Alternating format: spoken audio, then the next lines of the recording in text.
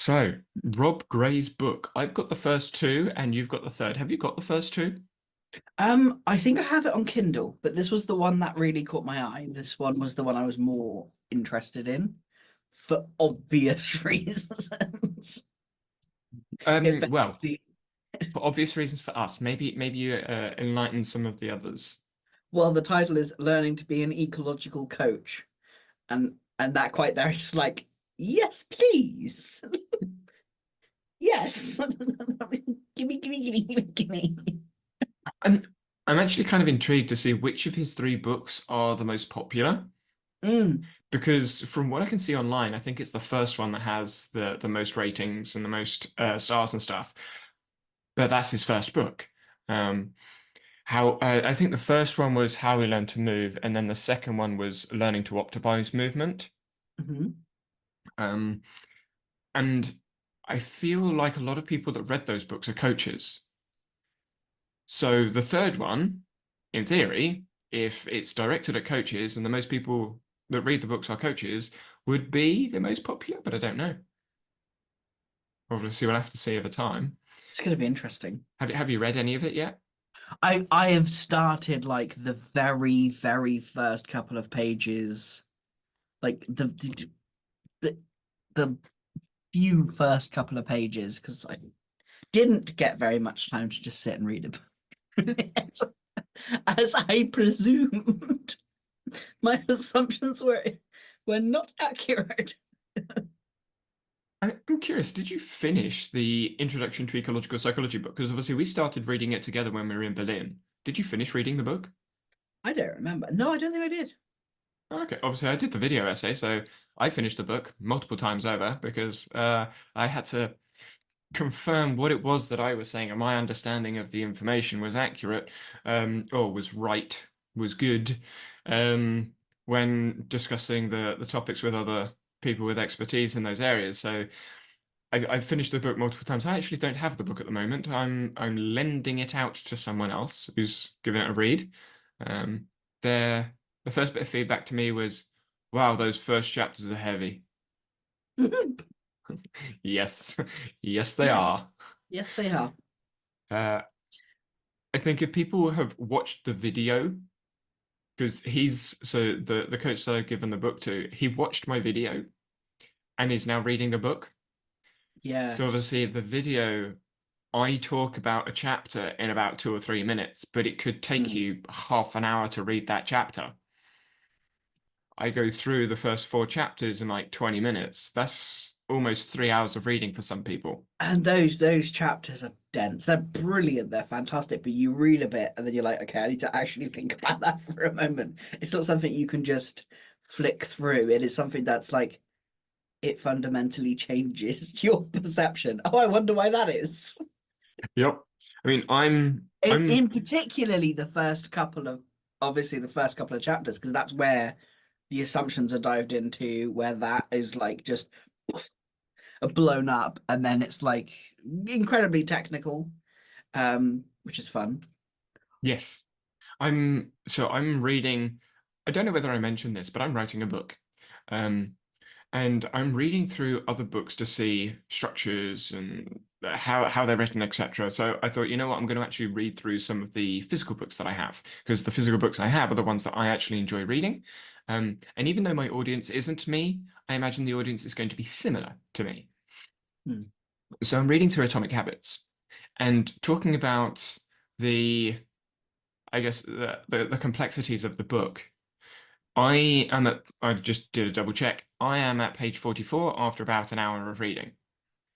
And obviously, I'm taking notes as I go. Now, I recognize the pages are smaller than ecological psychology, and the text isn't directed at undergraduate students, it's directed at the general population. Um, but what's interesting while I'm reading through is it's not really a book. Like, it is a book, obviously, but the first chapter is his story. It's James's story. Fine, totally understand that. But then when you get into the parts, so part one, you've got part one, chapter one, but then you've got sections. I don't know if anyone else has actually read the book or whether they've just listened to an audiobook or just listened to highlights and things, but there are sections. And when I read the book the first time, I thought, oh yeah, sections, I'll go through it.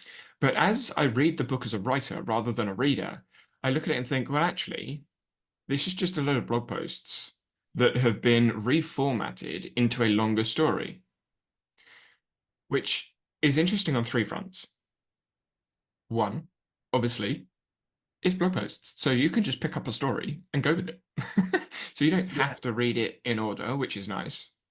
Um, Two, there's almost like confirmation from the blog post that they'd published previously that this topic is interesting. It resonates with people because if you do a blog post on just pick out any random thing, forget about goals, focus on system instead. Like that's just the subtitle that I see.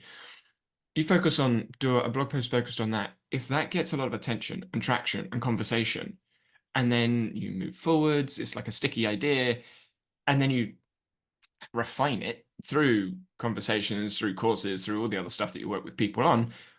Well, now you've got a section of the book that you already know is going to be interesting to people to read. Oh, I was hmm. like, okay, fair point. Well, good point. And then the third one, which I'm not so sure about, is it means other people have already sort of like read the book before they've read the book, Mm, which I like because obviously then you're going in with some understanding of the topic rather than going in blind and being hit with all these different things at once, which is what the introduction to ecological psychology does. If you're not familiar with the book, you go in completely blind. Like, why would you buy the book if you know nothing about the book? If some people have read a couple of James's articles about atomic habits, but hasn't read all of them, or just couldn't be bothered, doesn't have the time, or whatever, and the book is essentially a summary of all of their best posts and their most resonating posts. So not necessarily best by most viewed or most read, but most impactful. Well, now you have a best of James Clear, right? which is great from a marketing. If you look at it from a business perspective, it just makes sense. But then But you look at it from, and that was going to be my question to you. Obviously, you've had experience with atomic habits, and I'm curious what your mm, thoughts are on the structure, the writing, the narrative, the story of the book. I always found it too, there wasn't enough for me. There was never enough. When I read it, I was like, yeah, okay, fine. Yeah, but what about these things? What about the new? It felt unnuanced and wasn't specific enough to my situation, and I couldn't pull specific. It was stuff I'd already heard in blog posts, in videos, in articles, and it had already been synthesized multiple times by multiple people. So it was fairly common knowledge at that point. And so it wasn't really, and I recognized it wasn't really a book designed for me in the end, except it is also being touted as a book designed for people like me. Who's it designed for, or who do you think it's designed for? Because obviously we don't actually know exactly who it is. Who do you think like the avatar for that book is? Well, you can find out. Well, I You know, could. you can find out what's online, but James obviously has a person that he's thinking about when writing the points. I imagine he's thinking about himself because as I Yeah, read through the book probably. again, Yeah. Thinking I, about it, he probably is thinking about himself. But in terms of how it's marketed, hmm. it's it's it's self-development. It's for people who want to who are interested in self-improvement. But isn't that It's everyone? a, Like everyone that yes, which is my point. It's kind of designed for everyone, and therefore, to me, no one. It's so too Gen Poppy. okay. So how does someone share ideas to the general population if it's specific to an isolated group? Don't know. Because when I think about ecological dynamics, ecological coaching, etc., it's not going to be shared through the general population unless it's oversimplified to a point which that they can either apply or use in some way. This is And obviously that's the problem. like, is it a problem though? Because when we think about all of the things that we talk about socially, it's oversimplified because meanings are in people, not words. And in order Yeah. to have an understanding throughout a conversation, topics are simplified. Like labels, we talk about men and women. That's simplified. It's oversimplified, but we use it in society because it's easier to communicate. All of the labels we use are used because we want to simplify the meaning into Mm, one word, into yeah. this collection of symbols. Mm, And the reason I want to emphasize this is obviously, as I spoke to you about before the recording, I was talking with a deaf family yesterday. They don't have the words. They don't have the same words because it's sign language. It's actions, and so the emphasis is just a different action. So they don't have labels. The labels that they know are because of the English. Like man isn't a really a thing. You have a person with a beard because that's the sign. You've got a beard, and then you've got a boy, and then you've got a girl, but they look very similar. Like boy and girl look very similar, but you wouldn't really use girl or boy unless you're specifically talking about one individual that looks a certain way. So it's not about how you'd categorize the label, it's the look. Like, do they have a beard? Yes or no? Are they a boy? Yes or no? How do you define boy? Well, it's going to be different for each person because if they don't know, they're just going, oh, yeah, and then you have the point. sign name as well. Then you have their sign name. Yeah, I mean, most of the time you wouldn't actually use the name. You just point. You just point Mm, to the person, which is why, well, obviously, when we're talking, I'm just saying whatever you like. You, I don't mm, need to say, oh, the person across the. Like, we know we are talking. yeah. So in sign, you're just, oh, that person over there, and you point to whoever it is. Or like yesterday, I was pointing upstairs because one of them was upstairs. I was like, them. I don't need to use a name or a label because it's the word that is simplifying it. But because the actions are more inclusive in Yeah. everything that we're talking about when it comes to context, it's not simplified. But we, as hearing people, use oversimplified words. So everything's oversimplified to a point that we can understand roughly what's going on. The more complex you get, the more narrow the Yeah. conversation gets. Yeah. And that's where I look at James Clear and go, okay, well, his work, book side, like Atomic Habits, is very, very oversimplified. Yeah. But when you read, so when I'm reading some of the points that he's making, and I relate it to other points that I've heard him talk about in podcasts, it goes extremely narrow, deep, and nuanced. But you have to be familiar with the other content. Mm, And I'm like, okay, obviously a book is a snapshot of a person's life. I recognize that. Like he's yeah. he's talked about his entire life in under 70,000 words and tried to bring in how much research, experiences, psychology, and conversations into it. So it's going to be oversimplified as a book. Which begs the question, well, if a book is oversimplified, because it has to be oversimplified, otherwise you've got a 1,000-page textbook with who knows how many complicated words and context in there, and it turns into an academic textbook that's going to cost you like £80. If you don't want to do that and you want to make it accessible to the general population, you have to oversimplify it. I can't see a way around that. Would No. you? Yeah, I agree reluctantly. Mm. This is where I was at Yeah. last week. I was like, yeah, I don't think you could actually make a nuanced, context-heavy book unless it is the length of an encyclopedia with who knows how many nuances and contexts in there. I think Uh, you've got to choose the nuance and choose the context. And I think for me, you've the only way you could do it is to constrain the content. Like you need to put this is a constrained thing that it's a book. It's a thing and it's stuck and it's static and it's there. So you've got to constrain it somehow. So you've got to choose what you put in there. Does it have to be oversimplified though? I'm not, yes, there has got to be some simplification, but I suppose it depends on your perception, and the perception of those looking at it, which is where the marketing has to come into play. It's like, who are you marketing this book to? Like, who is this book for? Who S- is this book for?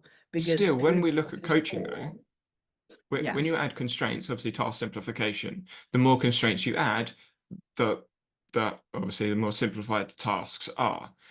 Mm. And so finding that balance is obviously exactly the same as what we're doing here. We're trying to find the balance. Too many constraints, and it's not going to be as effective as it could be. Not enough constraints, and again, it's not going to be as effective as it could be. So a book, yes, you're going to have a target audience, but if your target audience is large, traditionally speaking, if we're talking sports coaching, they're going to be beginners. If you have a set of beginners, like using a constraint, if I say trampoline and we've got a room full of beginners, the constraints that I set, I'm just going to say try and do some of the tasks, and I'm going to give them a set like a load of tasks that they can choose to do.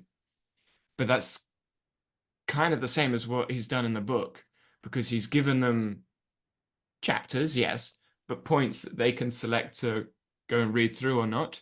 They're not tasks though. And that is where I think in a book, an ecologically driven book, instead of it being, again, this is where I was going, information, instead of it being information, you now have this model in your head that you can put out into the world. Duplicate. It's not that, yeah. Yeah, It's a, instead of that, it would be a book of tasks. But how many people are actually going to read a book of tasks and then go and do the tasks?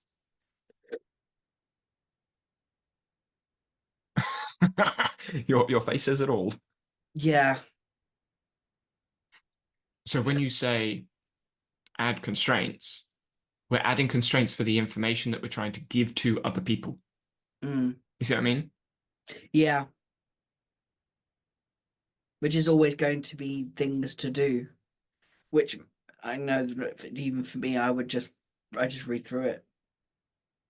I would think about the tasks,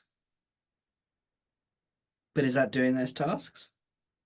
I mean, yes, it's doing it. Again, it depends on how you define doing and what that really means to actions. Like, are you physically enacting what it is that the task is asking, or are you experiencing the task through your imagination?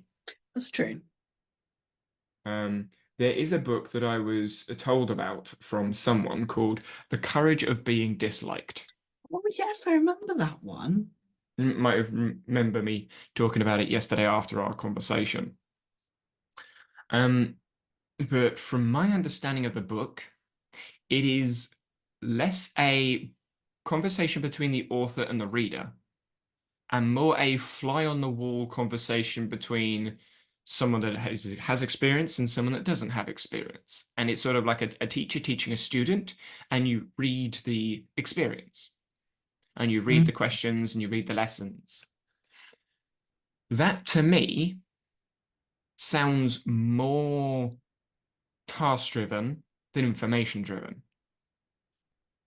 Yeah. I have no idea how it reads though, because I don't have the book. And I don't have a book, and I don't think I've read a book that formats their story in a teacher to student narrative. I've read I've read bits in sports coaching books where they've like pulled out a conversation and they use the conversation as a talking point. Coach said, student said, coach said, student said, coach said, Yeah, student said, but that's this is different. this is how we're going to reflect on this and what this applies. But from my understanding of the book, again, it's on my wish list for my birthday, which is coming up in a couple of weeks.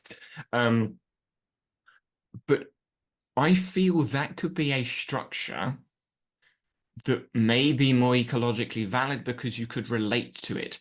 Where I'm going with this, you have chapter one, X person, chapter two, Y person, chapter three, Z person, but the same teacher throughout them. Now you've got the author's voice and multiple potential readers' voices as the students. You see what I'm saying there? Yeah, that's really interesting. Will it work? No idea. But that's what I'm thinking Oh, about with writing the book. that'd be really cool. What a different way of doing it. Because that way I could have a voice like someone and a voice like someone else. And it also goes back to your red, like orange shirt, blue shirt thing from your YouTube that Hmm. people loved. Yes, yes and no. The people that watched it loved, and I was actually like asked about it in LA. Oh, why did you stop doing those? I was like, because people weren't watching it. Uh, and on YouTube, at the end of the day, if you don't get people watching it, then yeah. Um, but yeah, yeah, orange shirt, blue shirt. The question though would be, or the main question there, or limitation there would be, if I want to talk about 7 topics, do I talk about all 7 topics 5 times for all 5 students? Well, that essentially makes the book huge So then you take one topic and you go, maybe that is the thing, is you need to mm. take one topic and and just explore it focus multiple on times. that one topic because then and then other pieces will come from it. Like things will emerge from it. So that'd be really like it will just emerge because it does. That's how it works. And it's a conversation, which is how we communicate. So it is incredibly effective because it's more, instead of it being a marketing thing that is often what books are about, that's what it's about. If you look at James Clear's website, it's quite literally, you know, Atomic Habits. worldwide bestseller, worldwide this, worldwide that, like that You've got to person. do that really for marketing. Like, You do, yes, I agree. Yes, you do. and I That is wouldn't, part of marketing. Well, I don't know. Actually, I don't know whether you need to do that. I wouldn't put that on James either, like as the No, author. I don't think it's Yeah. James as an individual person. No, I I don't. think it's the Atomic Habits team.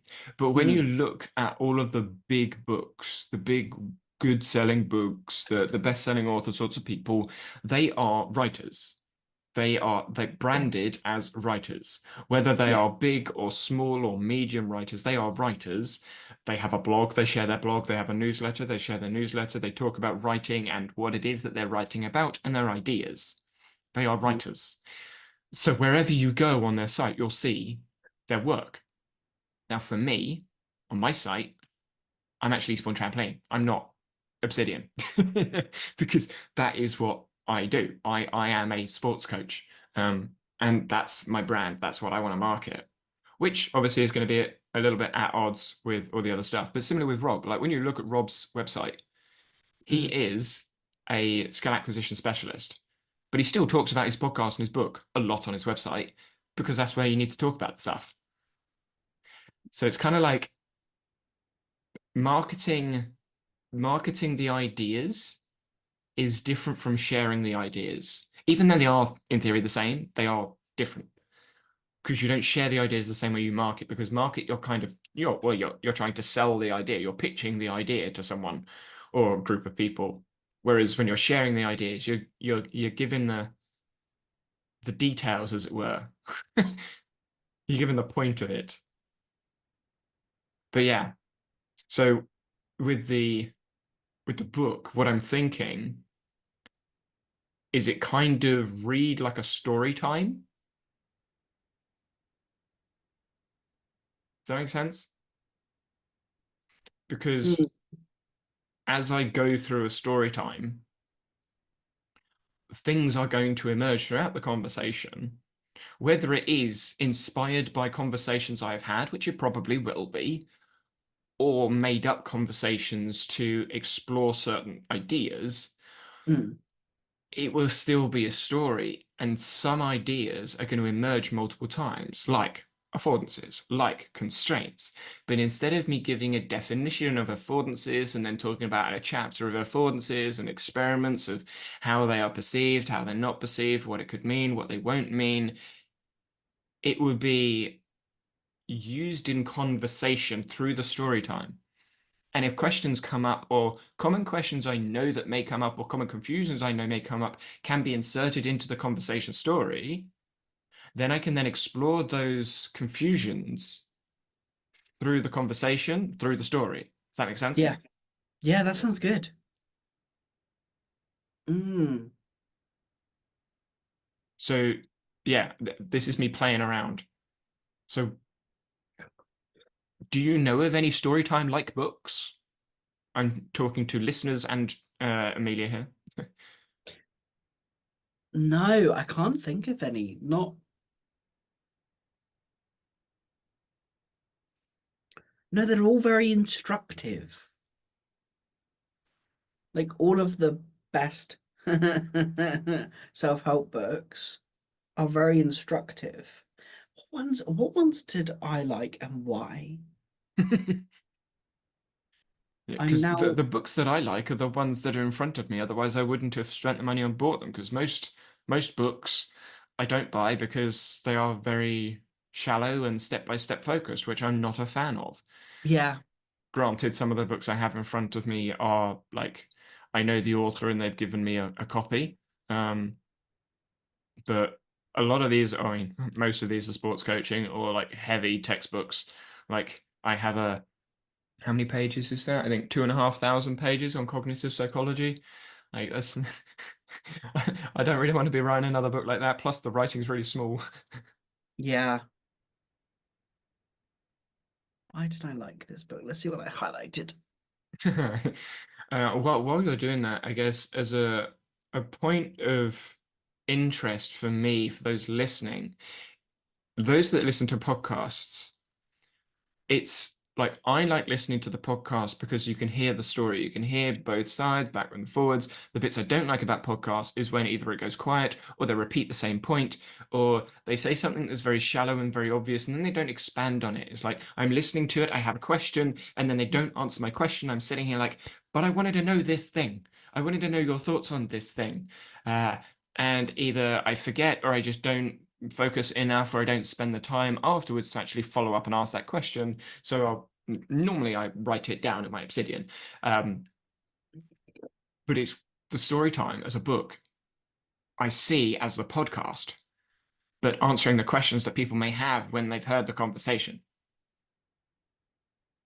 Yeah. Yeah, yeah, So it's like I need to have a story time and then I need to have questions from the story time so I can answer the questions that I would be getting. Because I don't know what people don't know. So I don't know what questions to answer. I can see that you've got some points. yeah. So one of the books that I read that I liked was The Entrepreneur's Guide to Keeping Your Shit Together. How to run your business without letting it run you. And it Hmm. was more conversational than most things, but there was still a lot of instruction, So which was I'm, intriguing. I'm curious, when you read Atomic Habits, what was your favorite part of the book?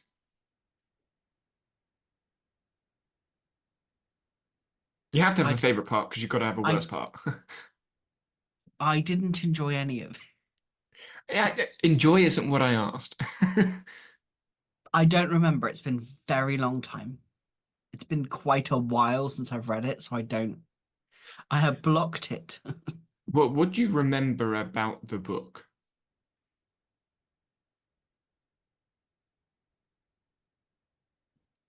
It was too simple. It didn't give me enough. Hmm. It was like, just do these things and everything will be fine. But it felt very prescriptive, very like, just do this. Do you remember like the parts, like part one, part two, part three? No, Do you remember any of the subsections? no, Do you remember any of the like sticky ideas or points that he talks about? no, which is really funny. Do you remember his story? No, I don't actually. Okay, interesting. I would be quite intrigued to go back and read it now. 'Cause if I was to say baseball bat, Nope. Okay.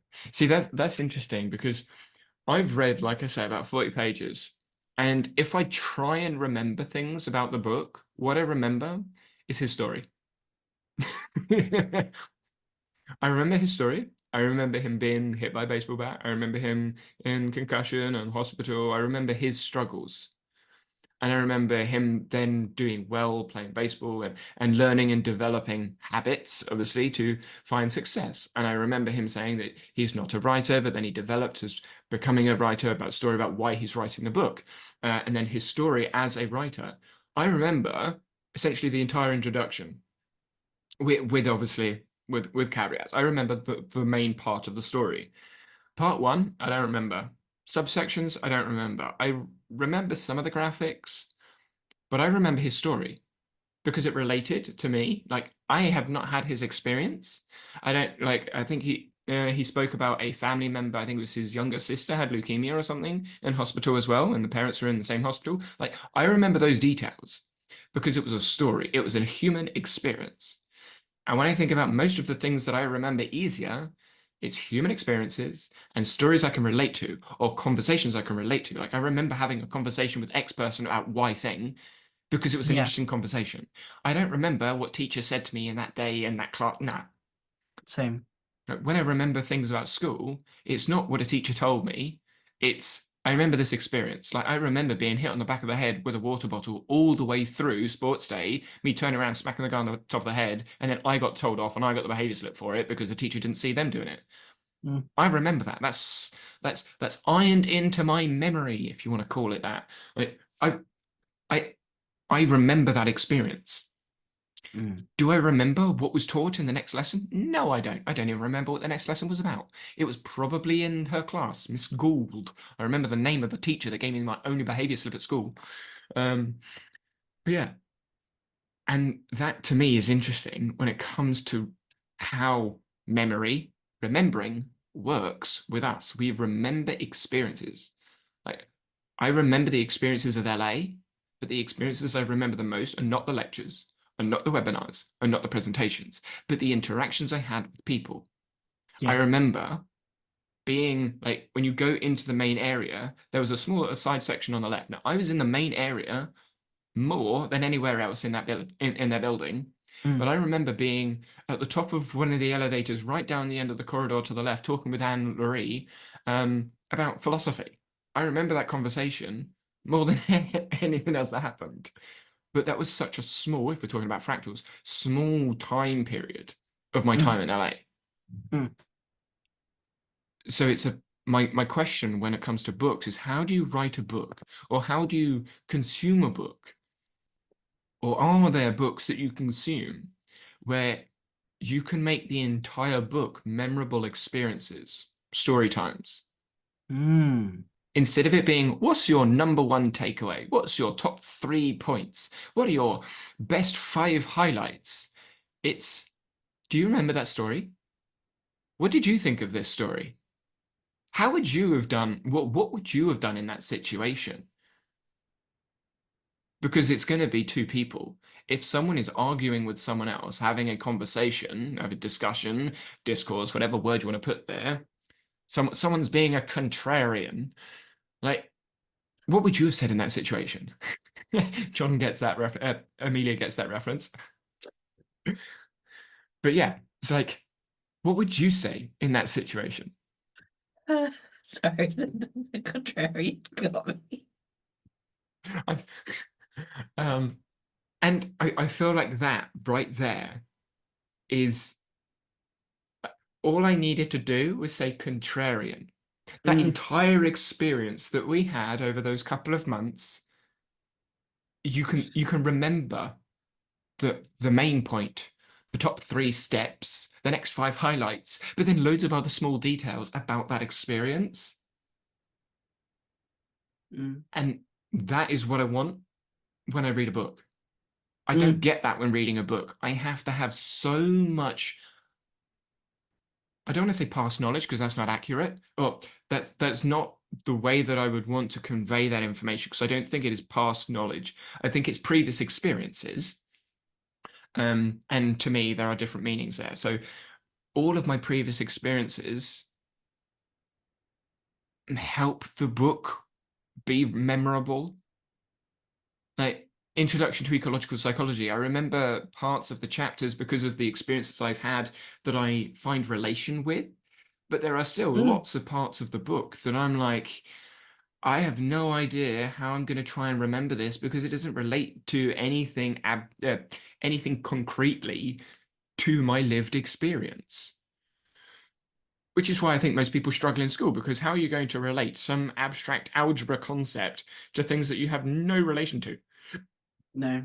Oh, you just got to remember how. Oh, you make a mental model of it. What does that mean? How do I do that? Tell me how to do that. Instruct me. Give me the answer because I won't be able to figure it out myself. And they become the questions instead Hmm. of, oh, what about? Or what if? Like, the questions are shifted from tell me how to do the thing to, well, how would I do this in this situation? I had this experience with a client last week, Ooh. where they came to me and said, "Can you just tell me how to organize my life?" And I was like, time for some fun because I knew where that was coming from. And in the end, I set up like it was very much okay. One, why do you want me to do it? Like, I was really intrigued at why, and then how would I do that? What would that look like? And so we started exploring those pieces, and in the end, I set up a practice of like, okay, they found 3 words, 4 words in the end that they viewed as their system. So they wanted me to build a system for them and make sure their day-to-day life worked. But through the conversation, there were 4 words that kept coming up. And I asked about those 4 words, and we defined those 4 words. And I'm like, right, cool. So these are the pieces. Where do you struggle? How do they struggle? So they almost built something for themselves as a kind of starting point. You said defines, and obviously you saw me look away because when I look away, it means I'm thinking about something because I'm not Mm, lip reading whatever's going on. Um, Going on what we were talking about last week, mm, defines for me has a somewhat highly constrained, restricted mm. explanation of what a Okay. thing is, rather than having a meaning which is more dynamic and mobile because the meaning is relative to the context. That's interesting. So when I say define, I do mean what does it mean? I said definition here in this context, but actually the question I ask is what does that mean to you? Mm, What does it mean? What does it mean to initialize, or what does it mean to this, or what does it mean to that? What does that mean to you? And there's always the to you because meaning's moving all relationship. the time. Yeah, exactly. And so it's like, what does that mean? Because a number of my clients have started using oh, what is that stupid phrase that we hear all the time? The neurodiverse one. There's loads of them. We're all different. No, it's the executive functioning Oh, I wouldn't have said phrase, I'd have said concept, but yeah. concept. Yeah, no. And I'm like, what does that mean? A And phrase, I'm thinking, okay, so we're looking at like 10 plus words here.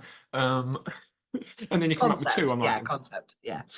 Executive functioning, and I'm like, okay, what does that actually mean to you? It was, I don't know. Okay, cool. Because that was so how can you do that right then? How can you executive function right? hmm, well, you can't because you, by definition, are not the central executive. And So, so we started exploring that, which led to the 4 or 5 words that they defined themselves, that brought meaning to how they work. so when you say define, I assume the meaning you have, because the meaning I have from define, there are two different meanings that I would think about. Hmm. The first one is there is a definition of, so these words explain that word, Hmm. which I think is highly constrained. Yeah. The other meaning of define is this is what it means to me right now in this relationship. Yeah. I would say that's kind of a similar experience. Yes. So the person is expressing their meaning of a word when you ask them to define something. Yes. Yeah. What would you do if you ask them to define it again and they use different words? Because those different words may mean the same thing. So now Mm. you have a different definition because you've got different words explaining the same word, but the meanings are the same. So is it, oh, you have multiple definitions for one word? Yeah. Well, no, it'd be multiple meanings. I think I would not use the word definitions there. I would more use you have multiple meanings for that word.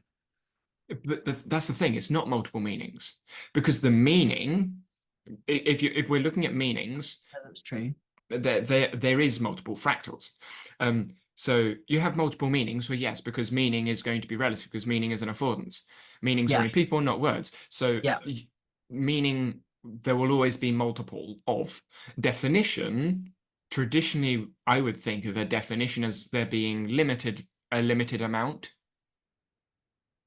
But I think that's because, again, like we were talking about last week, effective, good, and bad, like effective, ineffective, good, bad. We have, well, because of the behavioral settings that we are in, the society, the culture, the upbringing, the past experiences, we have constraints to those words. Can definition be dynamic? Yes, Yeah. because they are dynamic. It's just Yeah. most of the time they're over far longer timescales Yeah. through multiple generations. And this is, I think, is the use of the language that we're talking about here. Mm. And this is something else, and I'm like, do we talk about this in a book somewhere? Is there a book that talks about this? There must be, but I don't know it. No. And the act of putting it in a book itself is, You wouldn't be able to define it yeah. because by definition it's undefinable. Mm. But it's not undefinable. It's undefinable if you assume definition is a highly constrained, constructed set of words that explain another set of words, Mm. or a set of characters, guess I could say, which again leans towards this experiential storytelling, story time format of a book or a text, I guess I should say. Yeah. But yeah, I find that interesting and worth exploring. But I have no idea how that is going to materialize into communication. I just don't know. Mm. Just don't know. It's going to be really interesting. Like, I'm looking forward to that. Like, Yeah. seeing you explore it. Well, you're definitely going to be a beta reader, and I will probably end up throwing many stories at you Cool. because you actually, I think you're one of the people that started reading the stories that I was making up on the blog going back almost a year now. Hmm. How did you find those stories? Yeah. They were interesting. Do you remember any of them? We're going back a year, and you probably read them once. No, probably not. I think if you were to say something, I would like if there was something that pulled me back, I would go, "Oh yeah, I remember that." And blah, blah, blah, blah. Because they were very short as well. They were like 200 words, Hmm. 200, 400 words. Yeah. Okay. Yeah. You said you were thinking of writing a book. Yes. Yes, followed by laughs. Okay.